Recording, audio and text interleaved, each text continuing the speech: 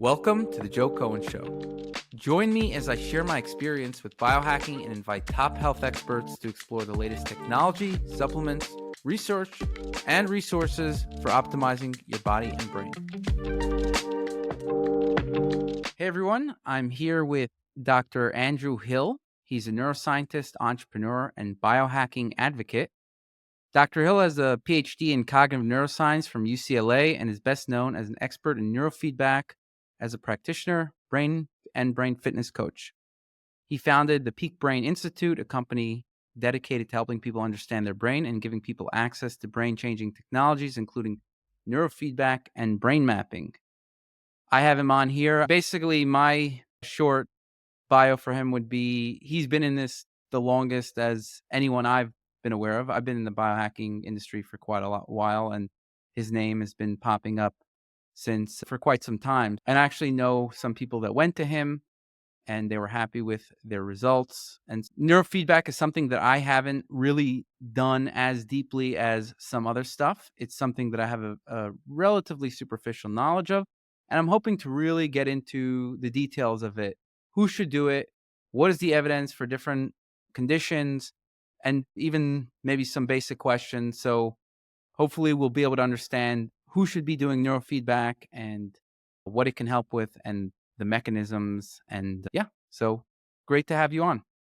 Oh, thanks for having me, Joe. Nice to be here. Awesome. I guess my first question, and we're going to start from a little basic stuff. What's the difference between brain mapping and neurofeedback? Because you have brain mapping. You talk about brain mapping. You talk about neurofeedback. What's the difference? How do they have to do with each other? Sure. So most forms of neurofeedback, as practiced, are an intervention landscape where you're doing something to the brain.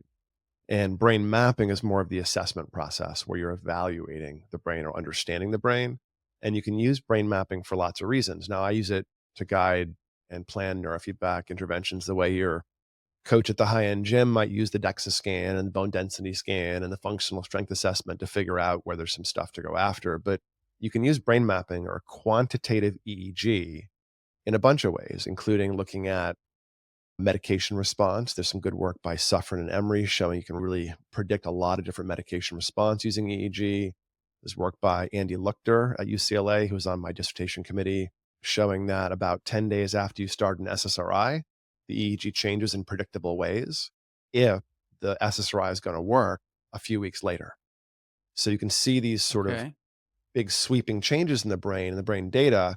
And EEG is this relatively low cost, but mysterious, very data rich landscape when you're looking at physiology. It's like genetics a little bit in this way, where you get so much data back, but it's a little hard to figure out. It's a little hard to make meaning of. And so this is why we combine performance testing or continuous performance test, CPT stuff for executive function with the actual physiology, the measurements of the EEG. Because when I tell you how your executive function works, so brain map, to back up a second, we'll have two aspects to it. One is a performance test. We always do a really boring go, no go style executive function test for about 20 minutes and essentially unload your resources, bore you to tears a little bit, and see how well you do when you are forced to re-engage resources again and again. And then we have you put a cap on the head and squirt it full of gel, and we have you sit still, about 10 minutes, eyes closed and eyes open. And the performance compared to the average person your age is pretty informative. You can decompose some high-level label of attention problem or ADHD or something into actually what's happening, into aspects of inattentiveness or impulsivity, fatigue and stamina, auditory versus visual processing, and really get this granular read on how executive function works for you. And so I start there because it helps outline some of the real stuff. Executive function testing, CPTs, are quote unquote valid. They have almost no practice effect. Everyone interprets them the same way. The labels are meaningful. And so you can dive into your own performance and start learning how it works just with the behavioral testing, if you will. But then some of the magic comes when you look at the resting patterns you have in your brain.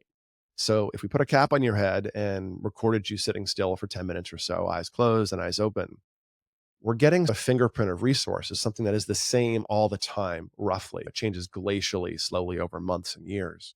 But you'll have an average amount of brain waves, an average speed of brain waves, connectivity patterns that are a little unique to you.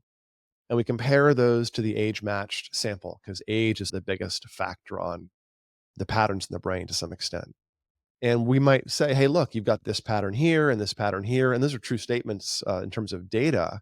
But then making meaning of these biomarkers or phenotypes is really where brain mapping starts to shine because you can look at the resting amount of your theta waves, which is a brain wave. To give some folks a primer on brain activity, we have these different brain waves running down from pretty close to almost no cycles per second, very slow delta waves.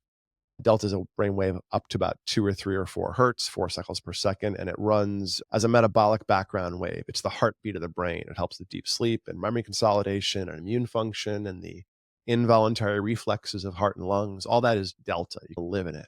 You don't think in it. And theta, the next one up, 4 to 7, 4 to 8 hertz, is the lubrication of the brain. It releases the brainwave circuits, the modules, to do their job, takes the brakes off a little bit. And then you have alpha waves, which is more of a neutral wave, like the car in the driveway. It's idling, it's between the gears or shifting through gears. And then you have beta waves above that. And that's where the mind and the voluntary and the active and the perceptual stuff all lives. And all of this is being produced by a sheet of tissue that wraps the brain called the cortex, the bark of the brain. And there's billions of these little generators of electricity, and they organize into columns, 30,000 or so neurons, probably 100,000 support cells producing this little city block of activity. And it all produces the same rhythm. Like you're hearing one section of the neighborhood is producing one little block party song. And then the next neighborhood over is a different little block party song. And their songs influence each other. So these are little rhythms being produced in brain waves. And that whole little 30,000 neuron corporate little block, little kibitz will bounce up and down and do its little theta rhythm. And the next one over might be doing alpha or beta or whatever. And this is how we organize information flow throughout the brain. And some of the parts of the brain have primary responsibility for receiving input, like the auditory cortex or the visual cortex. And some other parts have 10,000-foot supervisor stuff, executive function and high level thought phenomena. And then between those two levels, you've got these modules that are very conserved across people, big giant hubs, things like the default mode network and things like executive function and sleep networks and how the cortex and the thalamus connect. These are all really similar across most mammals, essentially. And so you can look at these hubs in the brain, and I could say to you, oh, look, you've got a lot of beta waves on the front midline. And that'd be a true statement. But then I would want to ask you if it's interesting or important to you. So I would start running through a few things that having a lot of beta waves in the front midline might produce. For instance, front midline is the anterior cingulate. Its job is to be a little CEO and help you decide what you're focusing on, what you're valuing, what's important. And it's always in use. But when it gets stuck a little bit, then we start to hyper focus and select the same thing again and again. And if we make too much beta, that can be a little bit of like perseveration or an obsessiveness. So a lot of my high performer biohackers come in and they're like, oh, I just want to optimize. Nothing's wrong. And we look at their brains. I'm like, dude, you got a lot of front midline beta. That usually means you're stuck in your head and obsessing a little bit. Is that true? Oh, God, yeah, it's true, but I don't want to lose that. Okay, no problem. But you want another gear to put that down and be nice to your wife when you get home? Oh, yeah, it'd be great. Like having control over that circuit's the goal, not necessarily labeling it as good or bad. People are weird. Looking at your brain, you're going to see lots of interesting, quirky features. Good job. Be weird. The goal is not to say, why aren't you average? Compared to this bell curve, the goal is to walk through all the outliers, unusual quirks you have, and start to paint this modeling picture, this exploratory picture of, hey, here's a feature. It might mean X. It often means Y. Oh, that sounds interesting and important to you. Okay. And unlike a doctor diagnosing, we haven't gotten to discrete truth. What we've gotten to is agency. You can now try something, you can exploit it, you can stretch it, you can iterate through change and produce some subjective experience by doing the next part, which would be neurofeedback on the brain or something else. Okay, so that's all quite interesting. There's a lot to unpack there. This is quite a big field. Yeah, I guess when I'm thinking about neurofeedback, there's benefits and negatives to each brainwave, right? Is that would you say that's true? Meaning there's some kind of trade-off to each brainwave. If you have more of a certain wave, you're going to have, meaning Yeah. maybe you'll be a little more Yeah. creative, but then maybe a little less executive function, Yeah. or And it depends I on don't know if where that's the too. trade-off. It Huh? is a little bit. It is, yeah, Okay. that is the trade-off. Theta is disinhibition. It's both taking the brakes off and having air in the brake lines. If you've got a lot of theta, you tend to be very outside world, stimulus-driven, pattern-driven squirrel, and that can be ADHD. But if you have a lot of theta on that front midline I mentioned, the anterior cingulate, instead of being impulsive, stimulus gets caught in your head, and now you play songs in your head all day long, or you bite your nails and can't stop. It's not exactly OCD, but it's disinhibited focus of that cingulate. So it depends on where you're looking for it. If you can't make theta, Okay. then you can't retrieve memories. You take six and a So half hertz theta as a memory thing. See, it's similar to neurotransmitters as well, in the sense of, let's say, serotonin will do one thing in one part of the brain Right. and a different thing in a different part. Same with pretty much every neurotransmitter. They're going to do Yeah, different exactly. And things this in different parts correlations, of the that brain. front midline I might keep mentioning is a serotonergic heavy tissue. So if I look at your brain on a brain map on a QEEG and say, hey, look, you've got a lot of front midline beta, and it's in the way a little bit. Now you can do neurofeedback, but you could also explore N-acetylcysteine, NAC, which has pretty strong pro-regulatory input on the front midline, apparently, I think through serotonergic cofactors. So people that have intrusive thoughts or obsessive, often like 40% of humans, get a pretty good result from NAC. By understanding how Because your it's brain serotonin works, or more the glutamate, though. probably the glutamate, yeah. But of course, they're not discrete. Neurotransmitters are usually yoked to each other, right? And on that note, just as an aside, 'cause I know there's a huge biohacking community listening to this, all you guys who are monkeying with your choline to produce executive function stuff, or you're monkeying with your histamine to produce more focus, be a little careful because choline and histamine are interrelated. And if you push too hard on one, you break the other. So really watch, especially those of you who are looking into sleep hacking, really avoid things like antihistamines for sleep because you actually destroy memory circuits over time and create pro Alzheimer's, pro dementia type phenomena. But yes, the front midline is both serotonergic and glutamatergic. All circuits have specific jobs again, and neurotransmitters usually have specific jobs like serotonin, dopamine, acetylcholine. All these neurotransmitters are either excitatory, causing more firing, or inhibitory, reduced firing, depending on where they are, which circuit, except for the big two, which are glutamate and GABA, which are almost the same neurotransmitter in some ways. Early in life, early in development, you respond to GABA with a glutamate kind of response and vice versa, actually. They're very similar molecules. And they balance you between that activation and deactivation mode. So if you drink too much alcohol and GABA goes up too much, you pass out. If you drink too much for years and your brain produces extra glutamate to balance that, and then you withdraw the alcohol, now you have seizures. So that Oh, wow. glutamatergic GABA balance is that sort of activation tone, if you will, of the whole brain's metabolic activity. Okay. So, what is the most common problem in, let's say, regular people and the most common problem in biohackers? And I'd say that from my knowledge of neurofeedback, I'm assuming the most common issues in general are anxiety, attention, ADHD, and let me think, maybe sleep? Would Yeah. that be Yep. another? Yeah. Those are the Oh, big 3. those are the big 3. Okay. Those are the big So, 3, the but legs of the stool, I yeah. I want you to unpack those 3 and how they relate to the different waves and Sure. yeah, Let and let me pull how back it a little bit works. further, little higher level.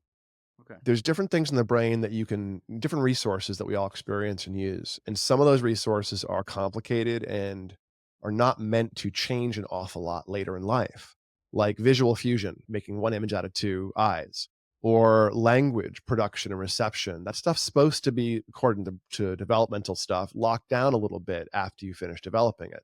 This is why it's hard to learn a language without an accent, because language receptive tissue doesn't want to keep learning new speech sounds after age 9 or 10. So some aspects of the brain are more fixed, these primary tissues for auditory and visual, and they're really tough to recover from.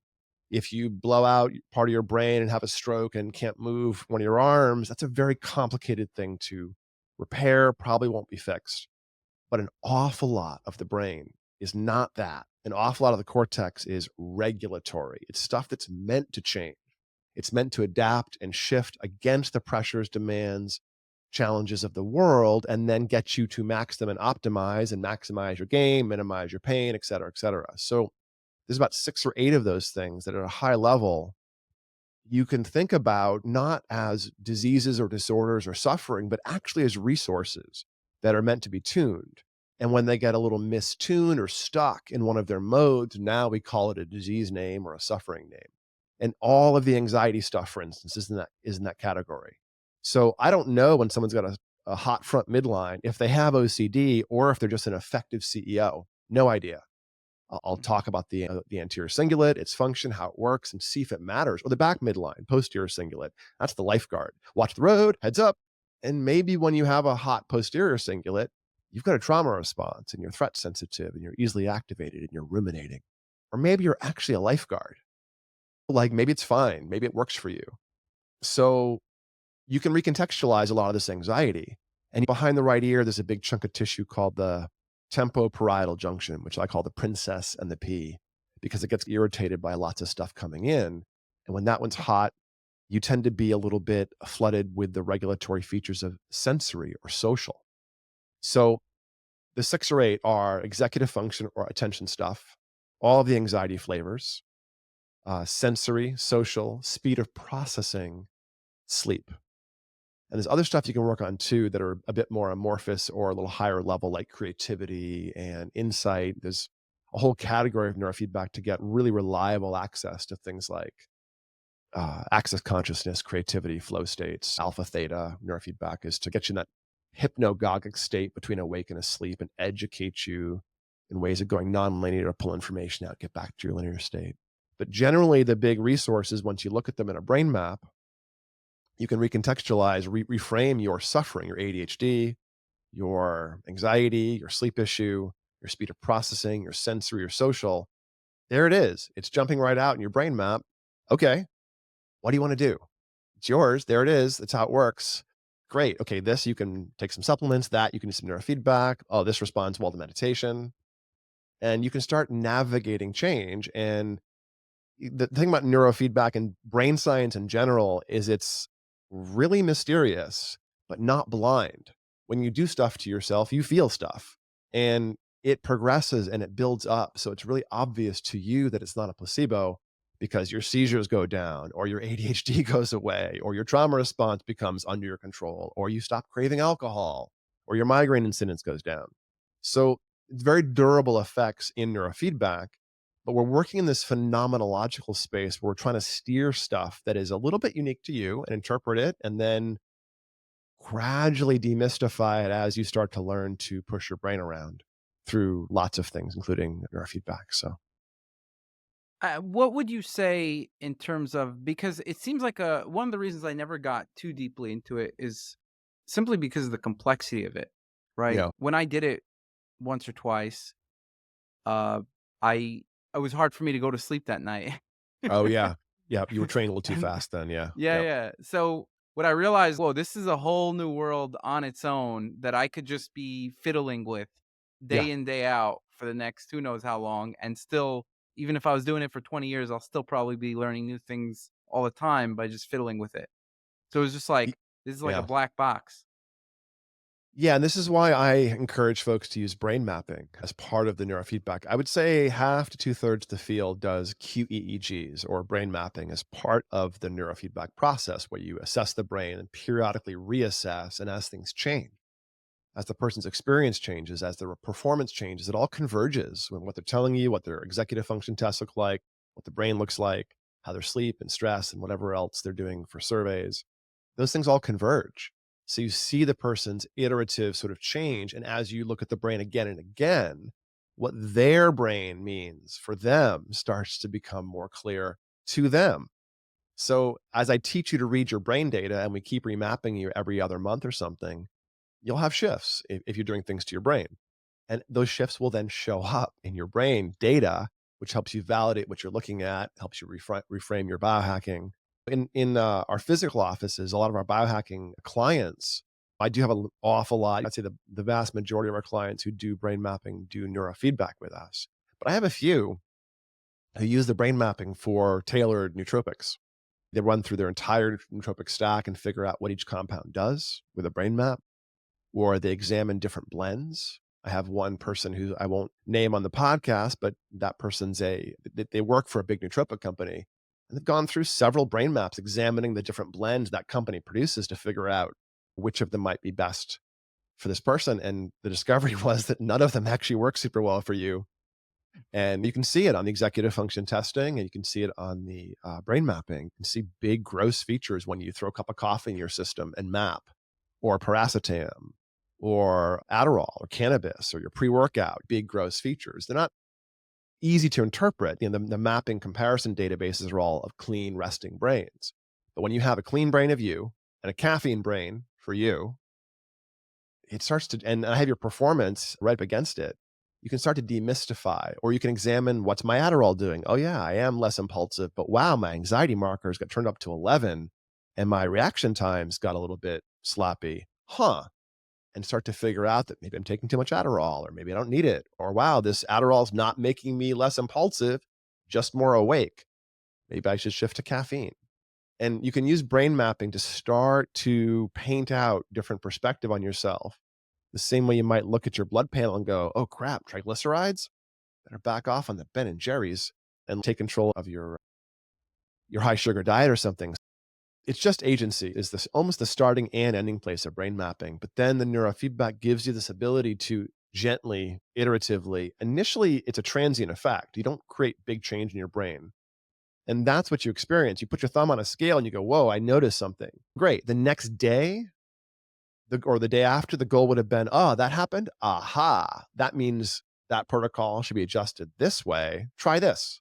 And you would have a different effect that night. And you do it again, and you gradually steer yourself towards different effects. And again, the reliable stuff to go after in this way, this subjective, iterative way, is executive function, anxiety, sleep, stress, sensory and social, and speed of processing. Those are the big gross features that love to train, love to tune. And you can change them to the tune of about one standard deviation, one Oh, bell that's a curve lot, though. population level. Every other month, every 20, 25 sessions, you can take ADHD phenomena or PTSD phenomena or OCD phenomena and move them by one standard deviation every 20 or 25 sessions. So 2 rounds of that typically gets rid of ADHD or trauma response that's dysregulated or craving for alcohol or whatever fairly permanently. There's really good literature on ADHD because that's one of the big things it's been used for clinically. And there's research showing 6-month, 5-year, and 10-year stability. There's research showing good stability in seizures. The average reduction in seizures is about 50% in the literature, but I can't say I've ever seen a result that's as poor as 50%. It's almost always dramatic reduction in seizure activity when you train the brain. So it's just a landscape of tools, and gradually you can create permanent changes as you get up until 30, 40, 50, 60 sessions of training.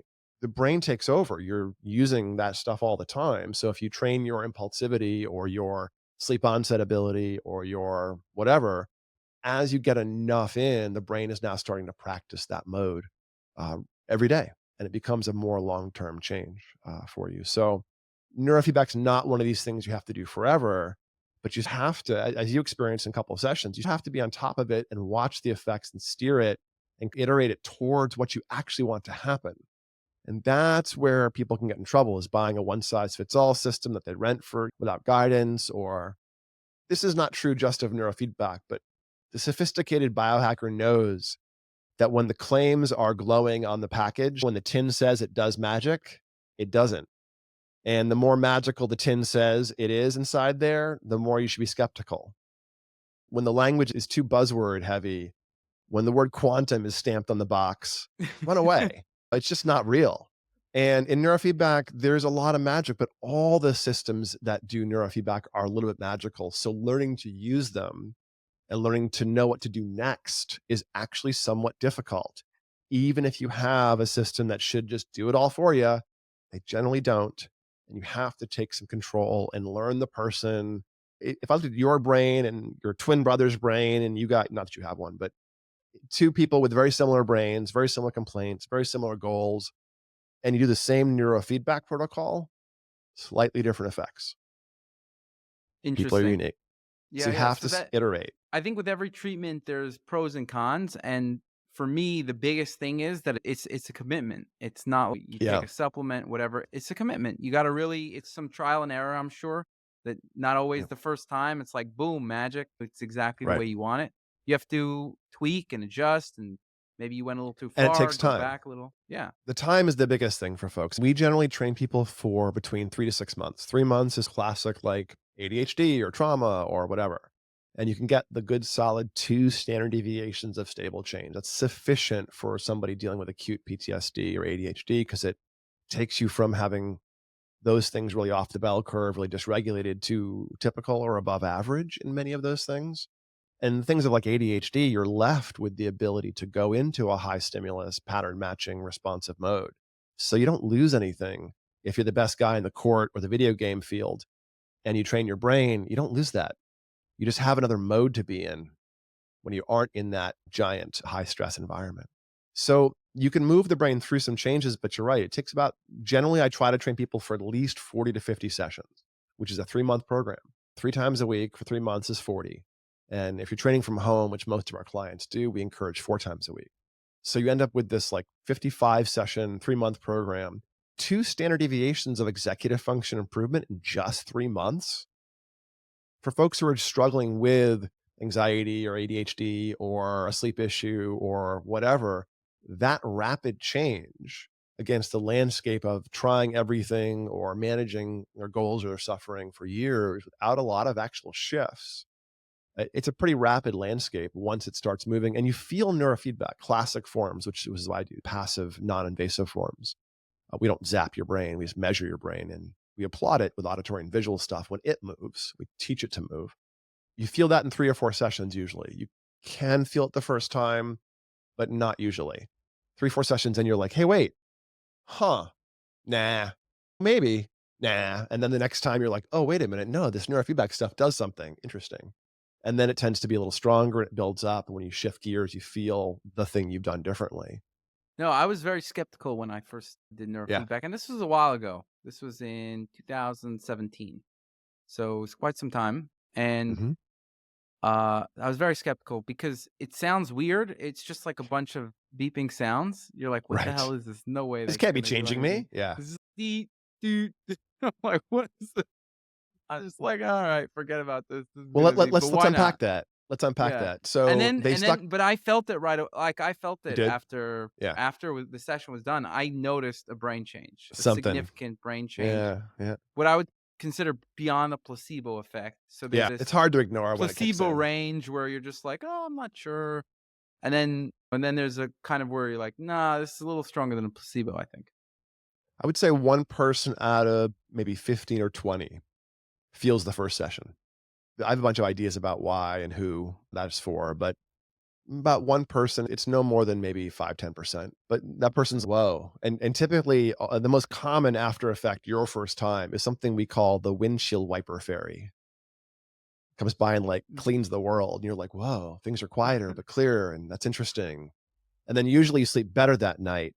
But if the beta waves were a little faster than you needed, if they trained you up too much, put too much weight on the bar, then you feel a little sore. Effectively, you feel wired and you can't fall asleep that night very easily, which is classic sign of the beta they tried was too fast for you. That's what happened. It was Yeah. harder for me to go to sleep that night, and even for 2 nights in a row. And so I was just like, "I gotta be careful with this stuff." Yeah, but that's actually a good thing because with that strong initial response, it would give the person working with you an immediate sense of what to do next. That would give you a much different experience the very next time. So let's unpack what's actually happening in classic forms of neurofeedback. So I'm going to guess that they probably trained some ear clips on and put 1 or 2 wires on top of the head. Yeah. And those would have been on the strip of tissue that runs ear to ear, probably on the one of the Yep. sides, maybe the left side, given Mhm. that experience. And they would probably be trying to bring up some beta waves. There's some big circuits on the central part of each side of the head, left and right. The left is the part that keeps the spotlight clear and free of mud or snow and on the road in front of you.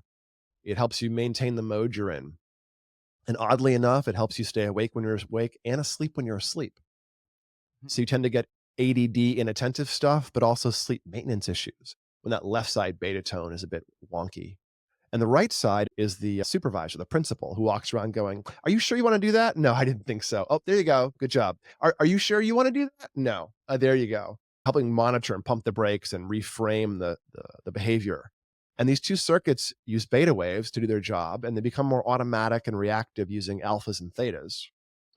So, a classic executive function or sleep or high performance work might involve sticking wires on those areas, above those areas, and just measuring the beta moment to moment that you're making.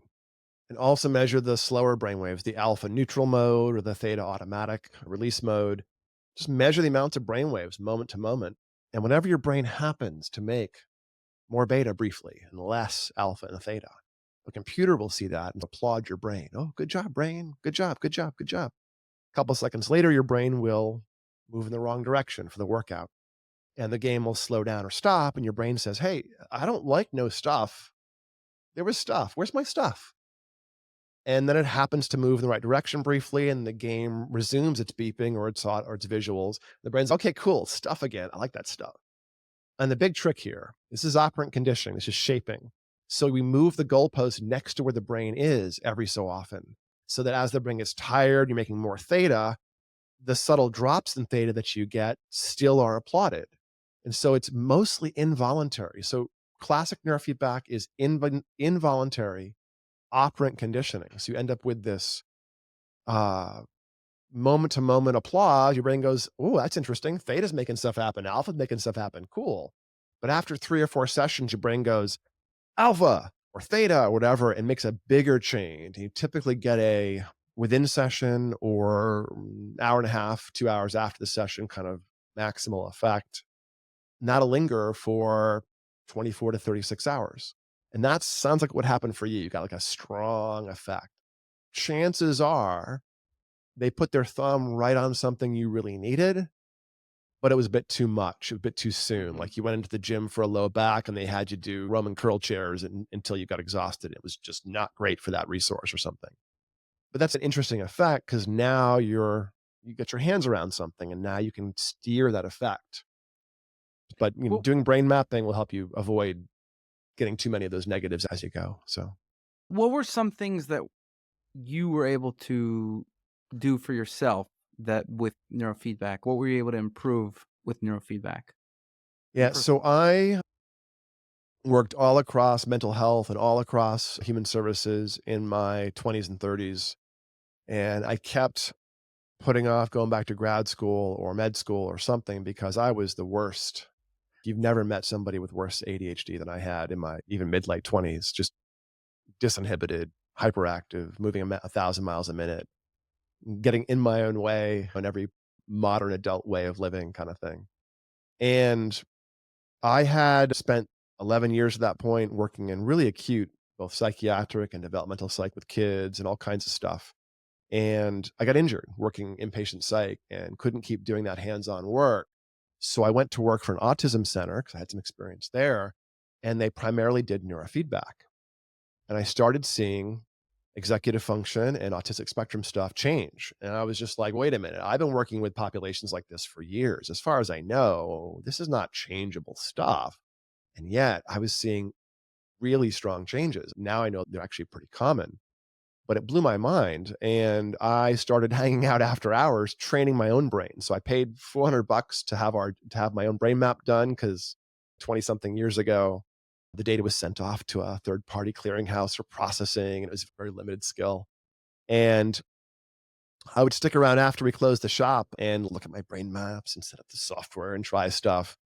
And really two things that I might want to relay. One is over about 2 months, I made 3 standard deviations of executive function change and effectively eliminated my ADHD, at least when I bear down to control it, it doesn't get in the way. And I was able to then go back and get a PhD and study how neurofeedback works. So it's self-fulfilling Oh, benefit of wow. neurofeedback. But as a slightly quirky story that's different, when I was hunting around training random features in my brain map, and I don't recommend people do this. You don't want to hunt and peck and just look at stuff in your data and put your thumb on it. But I didn't know any better. And I had some front midline theta. I said, oh, that's interesting. That's a big feature. I'm going to train that. And I remember feeling really tired afterwards. And for the next 2 days, my legs felt tired, oddly enough, as if I had done a long run or something, and didn't think too much of it. But about 5 or 6 weeks later, I realized that I had to go buy nail clippers because I had spontaneously stopped biting my nails habitually 5 weeks before and hadn't noticed that I had stopped. It was so thorough. And it was like lifelong nail biting up until that point. Just Wow. stopped. And like just completely was taken out of my perspective where instead of fighting against it, when reading a book or being stressed, whatever, just didn't do it. And to the point my nails grew back and they were getting in the way of typing and things. Like, wait, what? Oh, I guess I gotta buy nail clippers? Huh. Okay. In my 20s. And then you can do these kinds of things. You can do these kinds of put my thumb on the scale, see how things feel. But What is that from when now, someone bites their nails? I used to bite my nails. yeah, I don't bite my nails anymore, but I do find that I guess I don't have an urge, but if they get too long, they start bothering me. So I always have to clip them and my yeah, hand they're always like wait, can you see? Yeah, they're always yeah, like short, but they're not yeah, bitten. yeah. Keeping them short's a great way to not bite them if you have that tendency too, because it's like the irregularity, picking at threads, small little edges of things. There's like little hints of OCD. OCD, when it's not OCD quite, produces um there's several tech type phenomena, like biting your nails is in the same category as OCD. So is something like misophonia, where you get enraged by small sounds or you kill your partner because they're chewing too loud. Um, agoraphobia, claustrophobia, they're all the same circuits, actually. And that front midline is part of that circuit set. The other one is when it's environmental, like social anxiety or agoraphobia or claustrophobia or misophonia. Behind the right ear is involved because you map the world in, and that sensory stuff actually is a driver for the obsessiveness. But you probably But have what a about front midline. Yeah. midline? Is that more of which wave?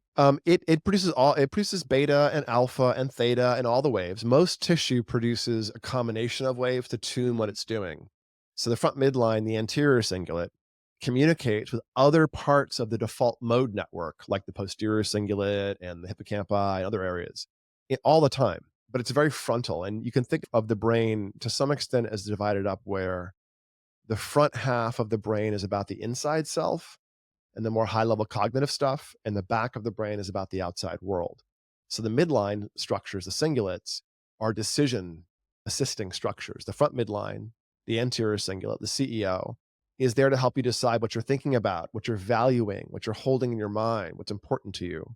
And the posterior cingulate does the more evaluation to what you have to focus on. Watch the road, heads up, kind of stuff. So if I looked at your cingulates and I saw that the one in the front was making beta, I might guess that you were obsessing because it was caught in high gear, like you actually had intrusive thoughts or something. But if I saw theta, I might think that you had, again, stimulus driven stuff like biting your nails or songs in your head all day long. It's a really common one when theta is super high. Stuff just latches and it just sits there and spins. You're like, why is that song in my head now? So if your obsessiveness is not the same thing all the time, it's theta, grabbing just whatever was happened to be crossing your desk. But if it's the same complicated, slightly quirky, intrusive thoughts, now it's beta. Now it's the tissue in high gear doing the same thing all the oh, time. I think I've got theta because basically the way my brain works is I get absorbed into whatever I put in it. If I'm listening to music, I get absorbed in that. If I whatever I'm doing, like I there's like some hesitation. There's usually if it's something that requires effort, there's a little bit of initial hesitation, but then once I get in it, I get absorbed, Mm. right? That's And probably those circuits left to the supervisors of your attention. They make theta when things are boring and they look for stuff that's interesting to latch onto. And when you latch onto stuff, the theta goes away and your strong beta climbs. So that's somebody who can't focus unless things are a little bit interesting and intense. But once they're focused, they're more focused than most people. that's That's me. executive function. That's Yeah. me. Yeah. That's more classic executive function, left and right sides of the brain. With an adult, it's just somebody who learns to structure their high intensity to get into work. With a kid, for any parents listening who have kids that need things to be interesting to get into them, kind of ADHD type phenomena, be careful. Your kids will train you to yell at them because the intensity is better for them in some ways than boredom. So they'll wait until they're yelled at the third time to take the trash out versus getting up off the couch and doing it because the valence, the intensity of the stuff has to be there. So somehow they're actually looking for conflict because it has more interest. It's more clear than just doing the behavior in a self-directed way. So if you know you do that, then you can maybe trick yourself into leaning into things, intensity points, and structuring time that way. This is why things like Pomodoro technique and sprints and things like that are really good to do because you're anchoring yourself to stimuli and to reward events and a little dopaminergic, even if it's artificially, ooh, I finished a 30-minute sprint.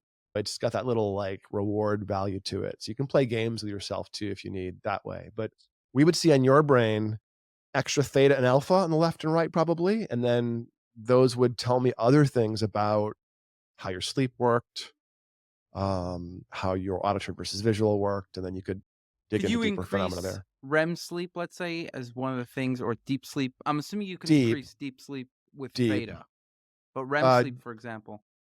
REM sleep is biohackers beware. REM sleep is nonsense. Oh, interesting.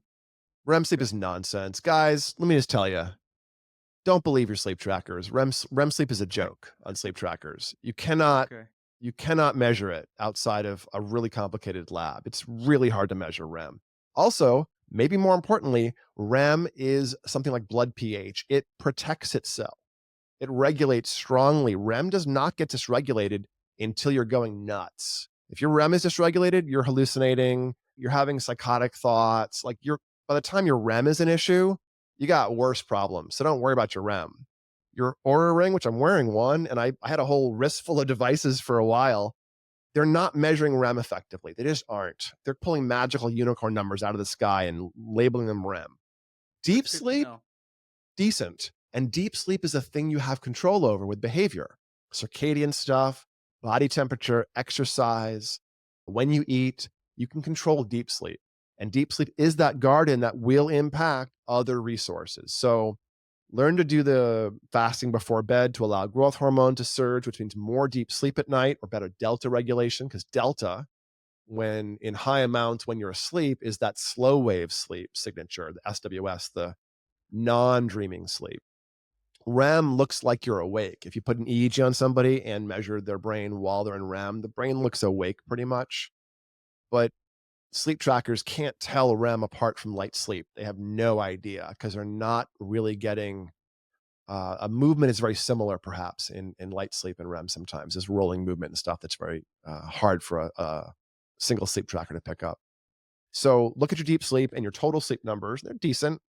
But all sleep trackers are iffy. My experience after covering both wrists with them for months to figure out which of the devices my clients were using, you know, what they actually meant. My take is they're all decent, but just pick one and ignore REM, look at deep and total, and just pick one device, be it Aura or Whoop or BioStrap or 8 Sleep or Bedit or whatever. They all have some variability, but the treat like a body fat scale. The percentage of body fat probably isn't accurate. That's very interesting because the reason I asked you about REM sleep was because I find that I'm able to influence deep sleep Mhm. and and I actually get very good deep sleep. So that's always been good. My REM sleep is always a little, it's on average maybe like an hour and 15 minutes according to these devices. Yeah. And on average, sometimes higher, sometimes a little lower, but usually an hour and 20 minutes, let's say. So I was thinking, like, I wonder what that, and I was reading that like REM sleep is related to creativity. So now I'm trying to improve my creativity. And I'm thinking, okay, one of the ways I could do that is increase REM sleep, but I haven't found really good ways to do that except just increasing the total amount of sleep you're getting. Yep, that'll do it. And increasing anything that drives up plasticity should produce a REM sleep burst later on. You actually notice this in neurofeedback. As you train the brain a few times, very common early response, a couple weeks in, is whoa, I'm having really interesting active dreams now. Wow, they're really like when I was a teenager, like there's a storyline and I'm doing things and it has several chapters, there's full blown characters. Wow, my dreams are really detailed and visual. That's plasticity. And the dreams often with neurofeedback, the dreams often have a travel component. People report going on trips or on a journey or on a quest with crazy characters. And what we're talking about probably is BDNF in the hippocampal place cells, because that's one of the biggest drivers of plasticity in the brain is the hippocampal brain-derived neurotrophic factor, growth hormone in the brain, essentially. And BDNF, released in the hippocampus, is strongly released when you explore new environments. This is why things like exercise are so antidepressant, is because if you're exploring an environment, going for a run, going for a walk, you're creating encoding of place information. You're also doing something with the eyes going side to side, which is a signal of safety. If you have time to look left to, if you're walking and you can sway your eyes, you must be safe. So it allows the hippocampus to create more of a changeability signal. If your eyes are close together and you're looking right in front of you at the tiger, no time for plasticity. Plasticity goes away, time sampling goes way up, and we stress out and go into sympathetic mode. So you can hack some of these things and learn to control some of these features, uh, both behaviorally and at the resource level. But yeah, And so things like social, like you mentioned, social is one of the main parameters in which you can improve with neurofeedback. What are you improving socially? You mentioned autism, but like, what are the yeah. issues that people have socially, and what does neurofeedback improve? So when we look at brain maps, we only see indirect high level features. And so what we would necessarily guess about and what the person's experiencing might not be a real close fit. But behind the right ear, that tempoparietal junction, we bring in the world there and map it into the self, map it into the default mode network. And so you tend to see a area behind the right ear either disinhibited, too much theta, not enough alpha, or activated, too much beta, and it becomes a predictor of it being hard to filter out information coming in via the sensory and social channels of information. And so you tend to get people that I call it the princess and the pea syndrome, where you can't ignore small little sounds. You have sensory irritability or sensory integration issues. Like Mm. sitting in a coffee shop working would be your worst nightmare. You can't ignore or filter anything. Or you can get higher level features like eye contact becomes difficult when that area becomes hot, or you become overly empathetic in some ways and can't shrug off someone's anger and judgment, or you notice the world's pain and you just can't not feel it. So if you have both of these singulates and behind the right ear, I call this pattern the gifted poet. It's all the same complaints, all the same circuits you might get in autism, but the opposite phenomena. You're extra socially intact. You're extra cued in. You're reading people's minds by looking at their faces. It's all the same reasons, and you're actually anxious, but you're so powerful with these resources that they're burning oil a little bit, and you can't stop thinking, you can't stop feeling, and you have all the resources with which to catastrophize, obsess, feel deeply. And so these people like write songs and poetry and great magnum opuses, or deal with mental health challenges sometimes, but it's that same circuit behind the right ear. And I would not know, looking at a cold brain map, if this person has a lot of difficulty with social and sensory in a way where they're overwhelmed by that flood and missing it a little bit or not parsing it out well. We call that autistic spectrum stuff. Or they're drinking it in deeply and it's uncomfortable, but they're really getting it in a nuanced, rich way. We call that social anxiety, perhaps, or a nuanced social perspective. They're both unusual. This is why brain mapping is not diagnostic, because you wouldn't know which of those cases. But you can say, hey, look, this tissue is a little unusual.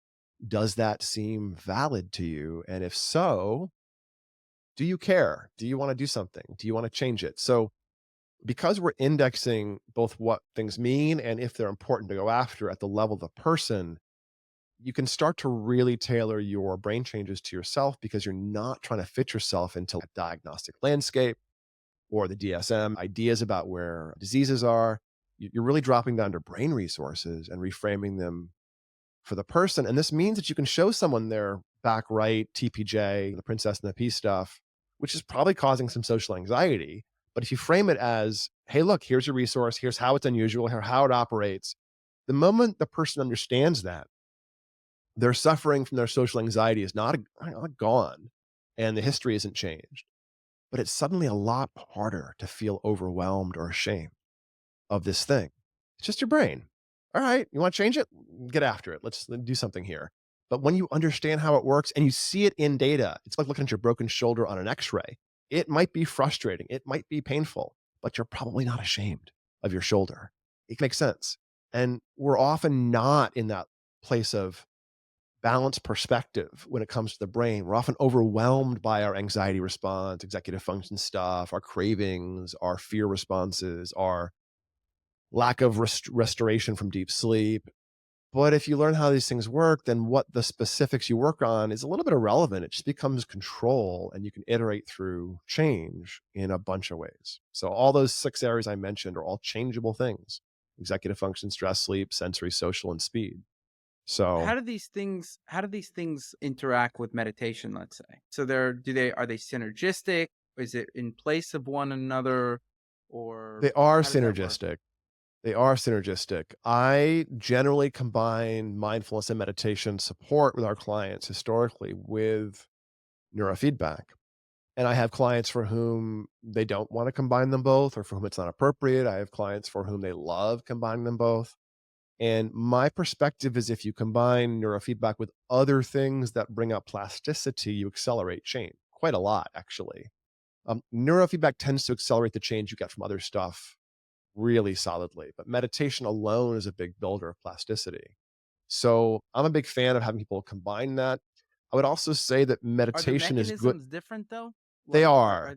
they are? They Okay. are, yeah. There are some things you can do with meditation that are very close or the same things you can get done with neurofeedback, but that's like Because a lot of the 1%. benefits seem like they're the same. Yeah, Attention, but depression, like all these kinds of benefits, they seem like they're the same, but you're saying the sure. mechanisms are very different. The mechanisms of meditation are voluntary anchored attention. Meditation is paying attention in a particular way on purpose to the present moment and then doing something with it, maybe replacing judgment with curiosity or noting what you're noticing or anchoring and re anchoring or having a sensory input or something. But it's an executive function anchor. It's voluntary. You can only do stuff you can feel. Neurofeedback can go after involuntary tissue that's not in the top frontal area of cortex and tune that. Take a seizure focus you have and tune it out, or a Mm. concussion you have and wake that tissue up. Can't get access to that voluntarily. So you can do things you can't feel, which is most of the brain with neurofeedback. And with meditation, you're mostly working on the frontal lobes, the insula, all the awareness areas, and some of the cortex. So you get secondary effects on stress response, sympathetic, parasympathetic, speed of processing.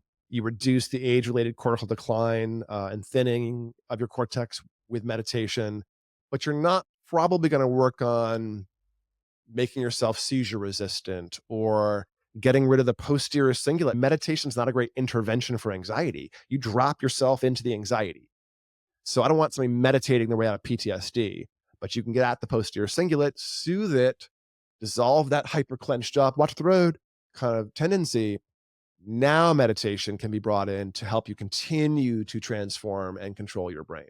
So I think they work hand in glove, just like therapy. There's a landscape for therapy as well. What about things like supplements, drugs? Let's say more supplements, right? Do they nootropics or other things? Do they work hand in hand with neurofeedback as well, or you typically like them separated? Mostly separate. I often like with nootropics and other things, neurofeedback makes permanent change to big resources. Let's rebuild the whole machine and then let's figure out if you need stuff to some extent for like nootropics, Mm. anyways.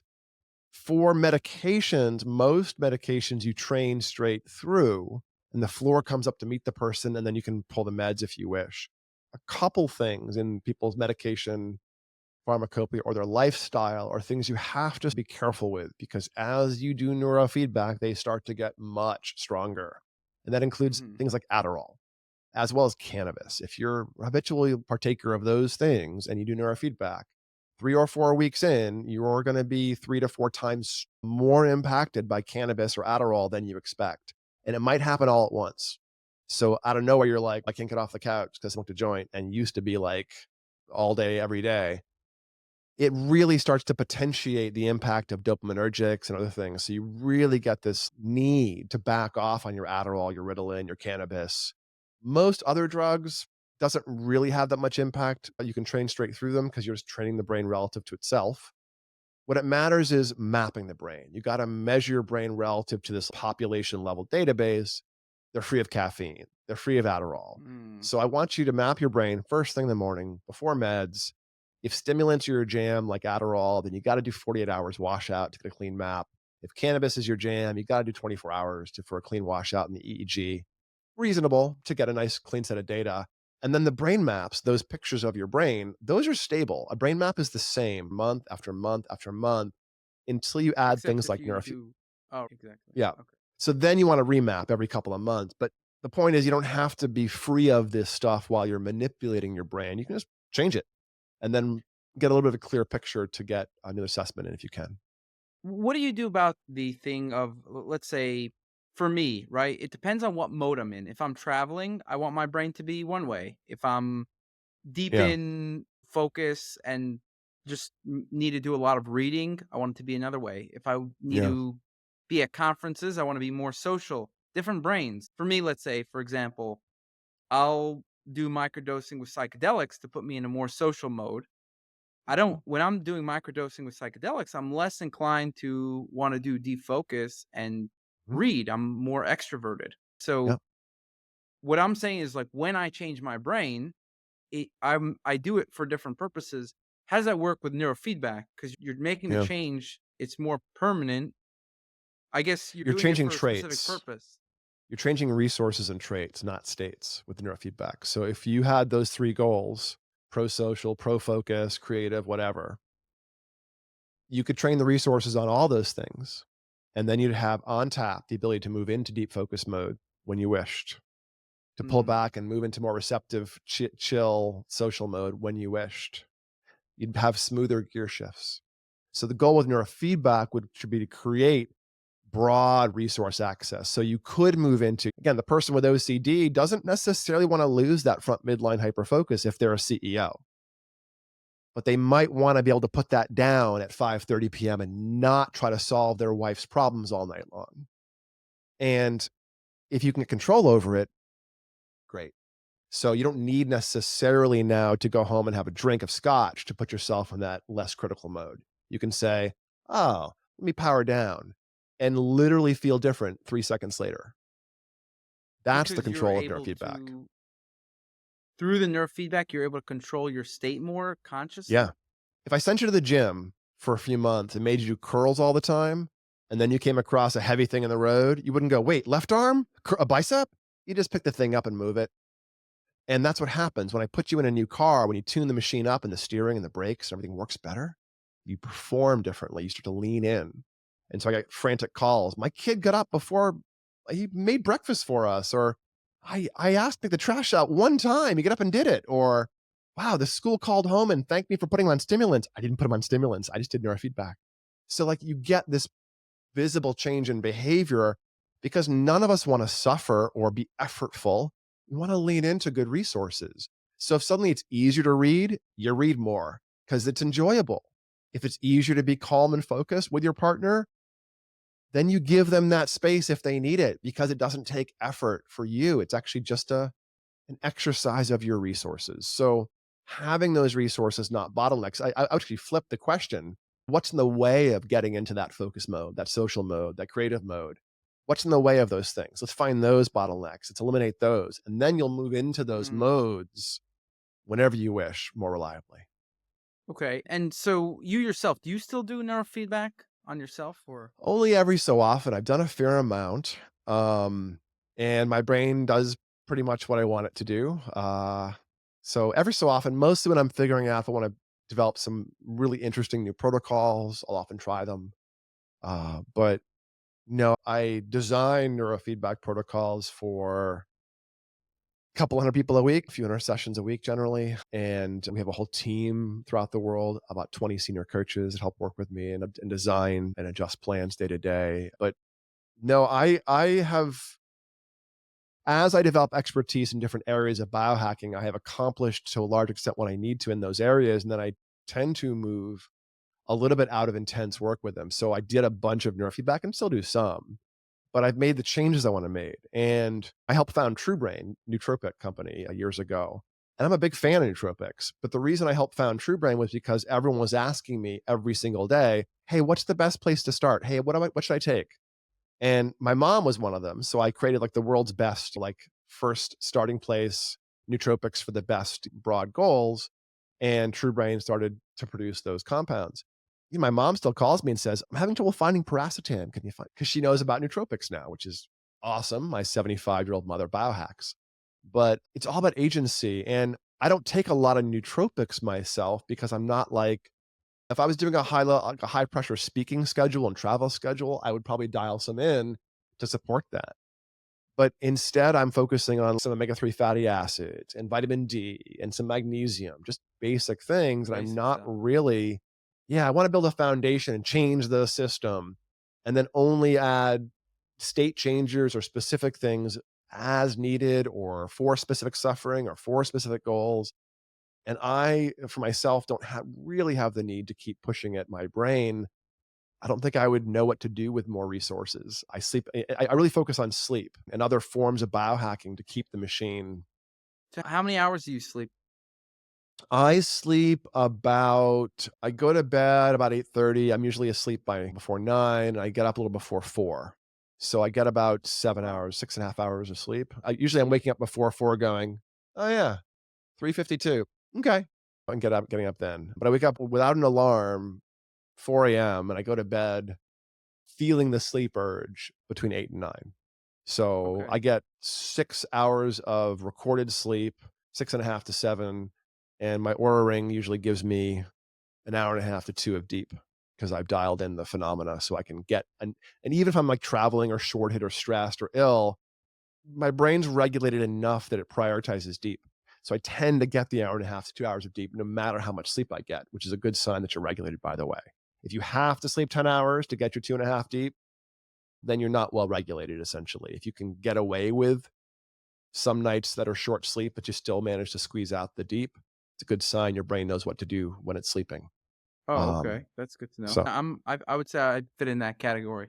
Even if I yeah, get pretty little sleep, I it does definitely prioritize the deep. there you go. It's a good sign. So what does that mean though?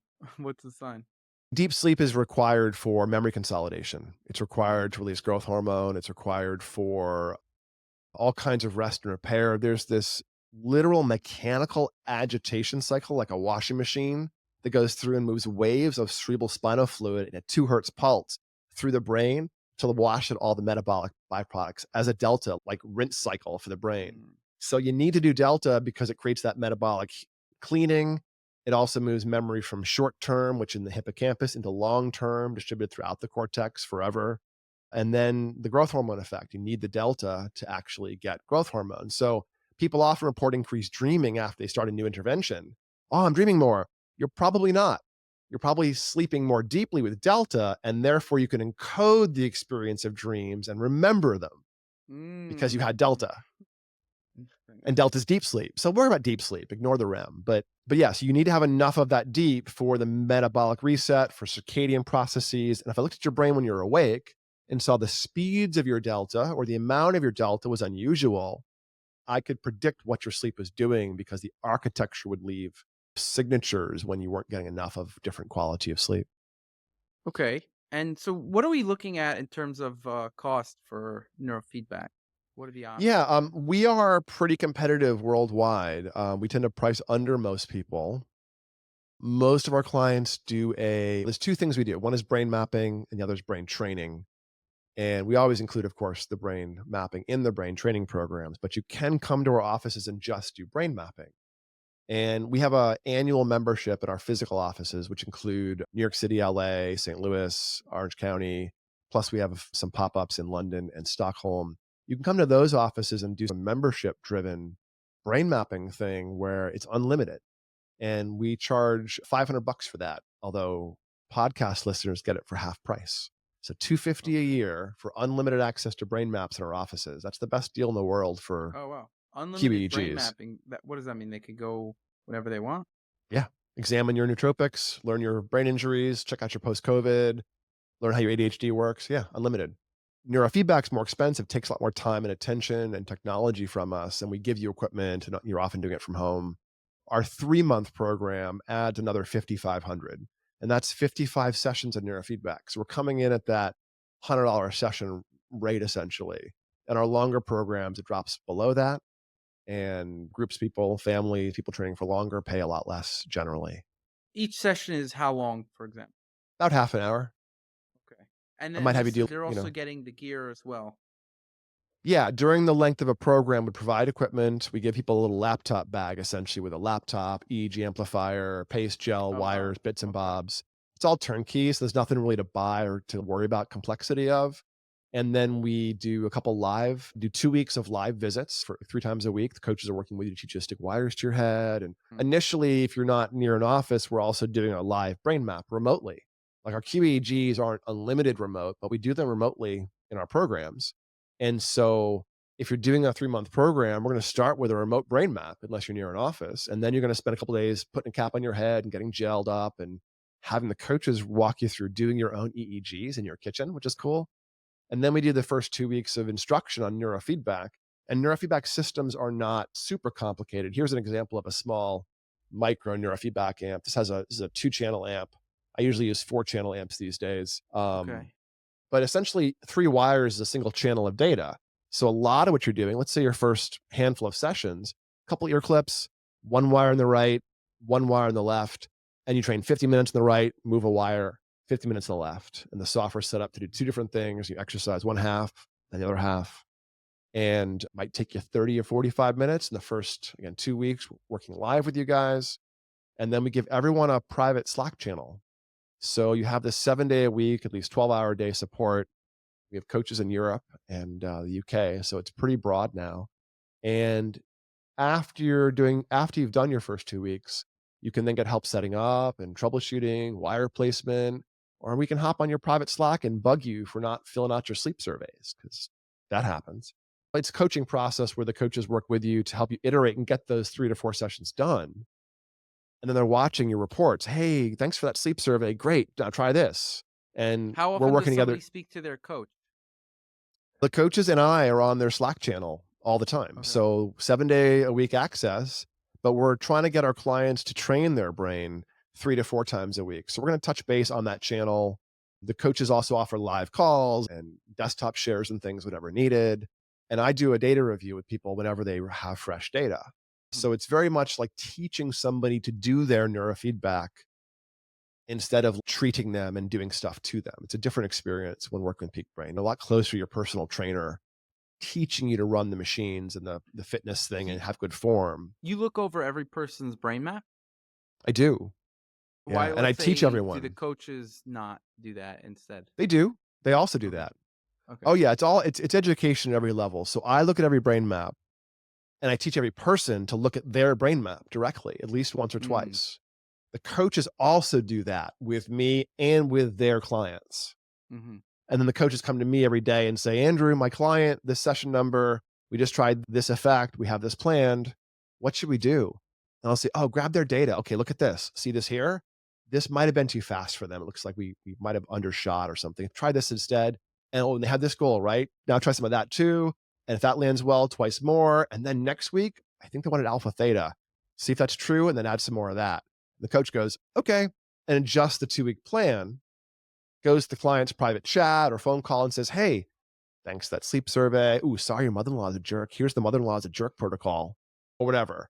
And you learn to like both support the person iterating towards their goals, but also being responsive to what they're noticing day to day. Someone who's trying to abstain from alcohol, who is hungover because they couldn't. You approach that differently than somebody who's having a trauma response or who got a bad teacher report at school. Or and so there's a bit of iterative like responding to what they're doing day to day, but then really trying to help them support that longer term change. All right. Wow. Awesome. I think Thank you. neurofeedback is really promising, and I think I'm gonna. It's something that I definitely want to get into and really explore it. It is a commitment, but I think that for me, I chose a different path. But I think I'm running out of that. The meaning, like I chose the pharmacological, looking at my lab data, looking at Yep. genetics and like all this other information, which was tremendously helpful for everything. That I've been able to, I had tons of health issues. I got rid of all of them, the attention problems, the cognitive issues. I've been able to improve it in a different way. But I think that neurofeedback is one of those things that some people, a lot of people don't like a lot of supplements, or they don't like doing a lot of the things that I've done. And so I think, whereas they'd rather just spend the time, whereas me, I'm like, let me push off meditation. Neurofeedback. But I think, but I do think it depends on the person. Some people are more physiologically based as well, meaning they might have physiological anxiety that is really tied to specific neurotransmitters. But I think it could have been either way. I think if I would have done neurofeedback, I could have had tremendous success based on the few experiences I had. And based on the research, it seems like there's a lot of good stuff coming out about it. And I think it's really promising. And it's one of the, like, meditation and neurofeedback are the kind of the next goals of mine after optimizing my labs, optimizing my specific neurochemistry stack and and all these supplements and diets that I do. It's like, after, I think for me now is actually like a good time that I want to start focusing on more meditation, more neurofeedback, things like that. Although I think for a lot of people, especially kids, I would say that a lot of people, I would say, would be better off doing the neurofeedback, trying that first, like you mentioned. Parents do come to me because they don't want to put their kids on stimulants. When the teacher or Correct. the school nurse is encouraging them to, and they're like, "What else is there?" And they find neurofeedback because they're hunting for alternatives. Or I often get folks who are kids and adults who've tried medication. You get an ADHD kid with anxiety, they're not going to do well with Ritalin or Adderall. Or you get an adult who's tried every medication for their sleep or their depression or their anxiety, and they're not working because they're medication resistant or they're quirky brain. You can still get changes with those people. So I find that neurofeedback is the best tool when things are really acute. It's weird, but neurofeedback tends to work fastest and most obviously the worse things are, which is not normally true in mental health. So the more acute your anxiety, your ADHD, your seizures are, the more rapid the changes are, which really probably speaks more to the brain's ability than the neurofeedback's ability. Once you get some regulation, it just takes off. The brain loves to re-regulate. But I think it's not either or. Learn your brain. That I think you should do the brain mapping, but then decide what your goals are, and you can pursue change or alleviate suffering or pursue peak performance. It's all valid. It's your brain. Go forth and transform. And the only thing I don't want people to tolerate is not understanding themselves or feeling overwhelmed or things are happening to them in their brain, because a lot of the brain changes, all these regulatory features, they shift happens. Get yours, get some of that change. And if those big regulatory features, attention, sleep, stress, sensory, social, speed, if those things are in the way, those things love to change, and get some support changing them. And you can very likely make really large changes over time. Wow. Yeah, that's great. So if somebody wants to find you or sign up, how would they go about and doing that? Yeah, check us out at peakbraininstitute.com as our website, or Peak Brain LA is all of our socials because that was our first office. And yeah, come find us, ask us your brain questions. The chat box on the website is not some bot. It's actually our senior staff and our coaches. When they're bored, they hang out in the chat box and answer neurofeedback questions. And we're going to give every listener of the show a discount if they want to come in and get brain maps. It's that discount 250 membership, which you can also use for full remote programs. So if you're in the US or overseas and you're interested in getting up and running with neurofeedback, let us know and we'll design a program for you. Awesome. And could we call that discount self decode? We can. We're going to put self decode as a coupon, and Okay. I'll create a little URL and I'll shoot it over to you so you can put it in the show notes so it becomes a self adding coupon when people click on it and stuff. Awesome. Yeah, no, that's really great. I really do think that neurofeedback, it's like, it's really great. And it's something that people always ask me, like, we have on Self Decode, we have neurofeedback as a recommendation for quite a few things. Whatever this clinical trials on it, it comes up as a recommendation. But people then have the questions like, what neurofeedback? So now what? Yep. And there's a lot of But marketing out yeah, there in the space. There's devices that are more sizzle than steak, things that, again, if it says that it works without any intervention and it's all magical and it works because of magic, be careful. There are devices in the neurofeedback landscape that if you look a little bit out there, they don't pass the sniff test. And these are generally like the sign of, DIY devices. no, these are devices that are like franchise devices, rental devices, devices where there's companies behind them that are just cranking out devices, but without any tailoring of the process. And there's marketing and business process, but no actual clinical or tailored work with the individual. I get people all the time coming to see me who have side effects created by one size fits all systems they've been using that they Mm, bought or rented, and they create what you described after your 1-2 experience. And if you were using a one size fits all system and you called them, they'd say, I'll keep going. And then over 3-4 weeks, you'd now have crappy sleep issues, you'd be anxious. And if you keep going, it becomes permanent. Now what do? You can back it out, you can change it, but not without guidance. And so that's my big complaint is neurofeedback is pretty powerful. I really do encourage folks to lean into the end of neurofeedback where brain mapping is a tool to make sure you're operating in a sane landscape, and also work with people who can iterate, who can help you adjust. Don't just say there's a particular magic box that does everything. Make sure the person, the team you're working with is able to answer your questions, communicate with you, unpack things, explain things. That's really where the good neurofeedback is. And there's probably 5 or 6,000 people in the world that do this work at a high level very well. So if you can't do remote with us, find one of them. And a sign of one of them being good is they do brain mapping generally, and they communicate with you about what your goals are and about what your brain is doing. yeah, So I guess the equivalent would be like somebody says, "Hey, I've got energy problems," and then they didn't do any kind of blood tests or whatever, so you don't know if they're iron deficient. You don't know anything about them. yeah, and It's you go to the like, one health coach who always gives everyone B12. Great, until you get the person who's got a methylation status that's wonky, and now they got crazy anxiety from it. Ugh. But if they think B12 right, is magical and always works, then that's my issue with brains exactly. are weird. People are weird. Got to tailor it. Got to be careful. Okay, awesome. Thanks for coming on. I really appreciate it. And Of yeah, course. hopefully we'll speak again. 67% of listeners aren't subscribed to the show, so please don't forget to show your support by hitting the subscribe button now. You'll not only be supporting the show, but also investing in yourself and your health journey, all while helping to keep us ad free.